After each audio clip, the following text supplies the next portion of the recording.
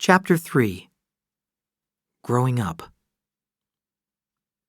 On the ranch, the little Hamiltons began to grow up, and every year there was a new one. The first boy was George, a tall, handsome boy, gentle and polite, and the sinless boy grew to become a sinless man. After him was Will, short and heavy and full of energy. He was a hard worker, and he wanted to be like everyone else. He was suspicious of new ideas.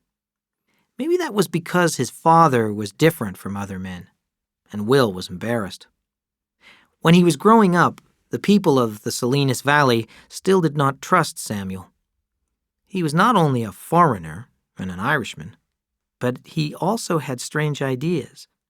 He was interested in philosophy and music and poetry and art, and he loved to read. Those things were only for the rich, not for the poor. In time, the Salinas Valley grew fond of Samuel, but Will's ideas were already formed. Will made money easily. When he started raising chickens, the price of eggs went up. He bought a share of a little store, and soon he had stores in several different towns. He bought a bicycle shop, and before long, he started selling Ford cars. Tom, the third son, was full of energy and ideas. When he was happy, he was very happy.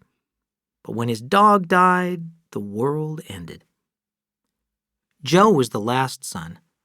He was lazy, and he preferred daydreaming to working on the farm. When he had failed at every job, his father asked him to look after their 60 sheep. This was the least difficult job of all, but he lost them. Lost 60 sheep in the hills. Soon his family stopped asking him to work. There were 5 Hamilton girls in the family. Lizzie, who was named after her mother, was the oldest. She married young and went away. Next came Una, a studious dark girl. Then there was Desi, who loved to laugh. Then Olive, my mother. And last was Molly, who was a little beauty with lovely blonde hair and deep blue eyes. Liza was a good woman, and she raised good children. Year after year, she produced them, and fed them, and baked bread, made their clothes, and clothed them in good manners and morals too. She had no knowledge of the world except what she read in the Bible. Everyone respected her, but they did not have warm feelings for her. By the end of the century, all of Samuel and Liza's children were nearly grown up. Una was a student, and Samuel was proud of her. Olive was preparing to become a teacher. This was a great honor for the family. Joe was going to college because he was not good at anything else. Will was making a fortune without really trying. Tom was trying new ideas and sometimes failing. Desi was studying dressmaking. And Molly, pretty Molly, would obviously marry a rich man. It was a good, well-balanced family, and Samuel was pleased with them. Some liked to build, and others liked to dream. Some wanted the world to stay the same, and others wanted it to change. They were not rich, and they were not poor, and they all belonged to the Salinas Valley. After Adam joined the army and Cyrus moved to Washington, Charles lived the life of a bachelor. The house was dirty and quiet. He talked about finding a wife, but he was too shy to meet any girls. When he wanted sex, he paid for it. He was lonely and he missed his brother. He worked hard on the farm to keep busy. One day in his 3rd year alone, he had an accident. He was using an iron bar to move a big stone out of a field. When it did not move, he became angry and pulled down on the bar with all his strength. The bar slipped, and the upper end crashed hard into his forehead. After a few weeks, his wound healed, but it left a long, dark scar that began at his hairline and ended between his eyebrows. Charles hated the scar. "It looks like somebody marked me like a cow," he wrote to Adam. "And it's getting darker. People are always staring at it and talking about it. I don't even want to go to town anymore." Adam left the Army in 1885 after 5 years' service and began traveling home. He arrived in Chicago, stayed 2 days, went to Buffalo, then Niagara Falls. He felt that he was sleepwalking. He missed the daily routines that he hated when he was in the Army. He missed the company of other men, and he did not want to go home. He went back to Chicago and re-enlisted in the Army for 5 more years. Adam was changing trains in Kansas when a soldier put a message into his hand. It ordered him to report immediately to the office of the Secretary of War in Washington. His father found him there. Adam hardly recognized him. He looked and talked like a great man. They walked to the hotel where Cyrus lived. "Why are you going?" he asked Adam. "I didn't want to go home." "I have influence," said Cyrus. "I can have you sent to Washington. You can work for me." Adam felt like a little boy again, but he resisted the feeling.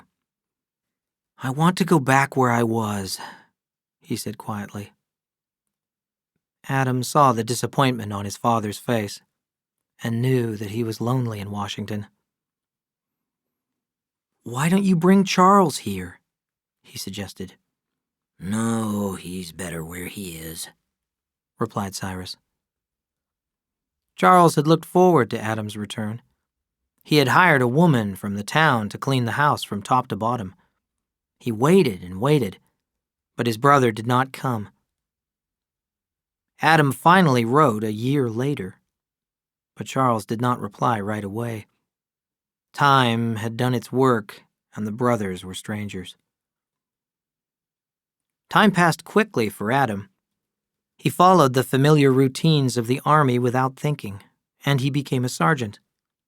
Just before leaving the Army in 1890, he wrote to Charles, "This time I'm coming home." Charles did not hear another word from him for 3 years. Adam wandered from one town to another, and by spring he had no money. He joined the army of restless men who were moving around the country in the 90s. Sometimes they worked, and sometimes they begged or stole. They followed the sun, moving north and east in spring, then south and west in fall. They walked or hid on the trains, and they camped outside the towns at night. Adam became an expert tramp. He worked when he could, or he knocked on doors and asked for food. Sometimes he stayed with a woman. He spoke like the people around him, so he did not attract attention. He learned how to avoid the police, until one day when he was arrested for vagrancy. He was in Florida on his way home. The sheriff's men put him in jail, and the judge sentenced him to 6 months on a road gang. That is how the roads were built in those days. The prisoners were guarded by men with shotguns by day and chained together at night. The guards whipped a man if he resisted or rebelled. Adam knew that they were afraid of the men. He had learned from his days in the Army that a frightened man is a dangerous man, so he stayed calm at all times. But as soon as they released him, he was arrested again. They gave him 6 more months. During his second 6 months, he completely hid his personality. The guards were not afraid of him, so they trusted him. They put him to work cleaning the camp and filling the water buckets. Then, 3 days before the end of his sentence, he escaped by swimming down the river. He broke into a store 5 days later and stole some clothes. He traveled by night and ate vegetables and fruit from farms. Charles received very few letters, so when a thick letter arrived from a firm of attorneys in Washington, he sat down at the kitchen table and read it carefully. His father was dead. The attorneys were sorry about his father's death, but they were excited, too. There was more than $100,000 in Cyrus Trask's bank account. In his will, he had left half to Adam and half to Charles. Charles was puzzled. He did not want to think about it. He wanted Adam to come home. He put the letter into a drawer in the kitchen table, but he kept asking himself the same question. Where had his father got it?